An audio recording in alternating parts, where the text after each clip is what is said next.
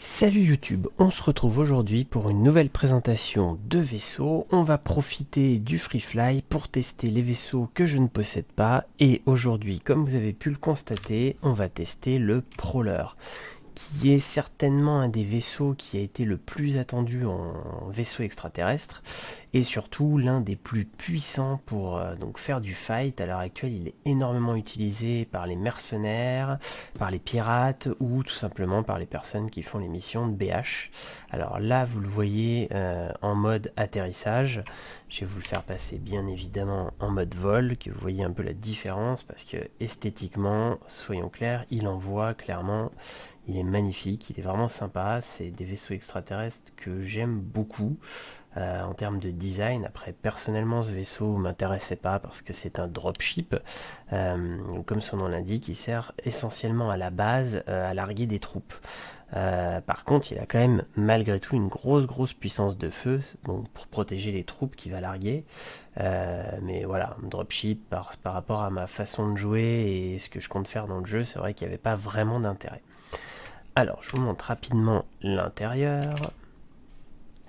que vous voyez un peu à quoi ça ressemble. Alors, l'intérieur est plutôt sommaire, hein. On est, voilà, comme je l'ai dit, c'est du dropship, donc on a les endroits pour caler effectivement les personnes qui vont être larguées, un coin de rack d'armes, et après, bah, pareil, voilà, on a les petits les pseudo fauteuils extraterrestres hein, pour caler les personnes qui vont sauter au moment de l'ouverture, quoi. C'est tout ce qu'il y a à voir, donc on est vraiment sur du tout petit vaisseau en termes d'intérieur. Par contre, on va le voir aussi, on est sur un vaisseau plutôt badass en termes d'armement, donc comme je le disais, c'est pas pour rien qu'il est utilisé par la majorité aujourd'hui des mercenaires et des BH pour faire leur mission. Vous allez vite le constater, on est sur quelque chose de très puissant. Donc là, on va commencer déjà par le système habituel. Donc on a deux refroidisseurs taille 2, hein, donc on est sur du M. On a un powerplant taille 2 aussi, et on a bien évidemment, et c'est ça qui fait sa force, on a deux shields qui sont aussi taille 2 et qui sont effectivement des shields d'origine extraterrestre. Et donc ben voilà, ça change vraiment tout parce que on le sait, hein, les Tévarins avaient un armement plutôt balèze et c'est vraiment ça qui va changer la donne par rapport à d'autres vaisseaux. Mais nos amis Tévarins n'avaient pas uniquement les shields et bien évidemment l'armement. Donc là on retrouve donc sur tourelle on a deux armes taille 3. Donc plutôt sympa pour un dropship. Et surtout ce qui est impressionnant c'est la suite. On a deux emports taille 5 sur lesquels ils ont mis deux gimbals taille 4. Et là pareil c'est des armes maison Tévarines qui tapent très fort. D'où on en revient toujours à la même chose. Son utilité à l'heure actuelle il est fait essentiellement pour faire du combat. Alors pour que vous voyez un peu ce que ça donne les tirs, voilà.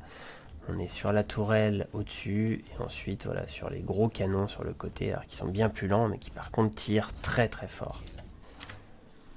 Voilà.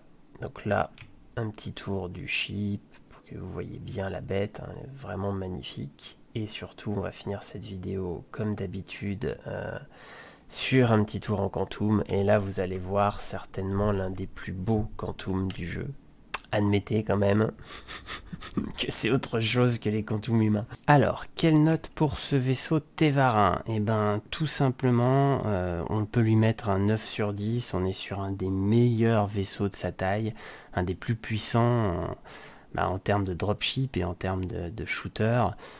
C'est compliqué en fait de baisser la note, même si l'intérieur est vraiment pas top et que vous pouvez pas faire énormément de choses avec. On est sur un vaisseau qui est ultra puissant et qui par rapport à sa catégorie est certainement l'un des meilleurs vaisseaux du jeu. Donc personnellement je lui mets effectivement voilà, entre 8 et 9 sur 10. Vous me direz aussi dans les commentaires ce que vous en pensez. Et je vous dis à bientôt pour d'autres vidéos, d'autres présentations de chips. Salut tout le monde!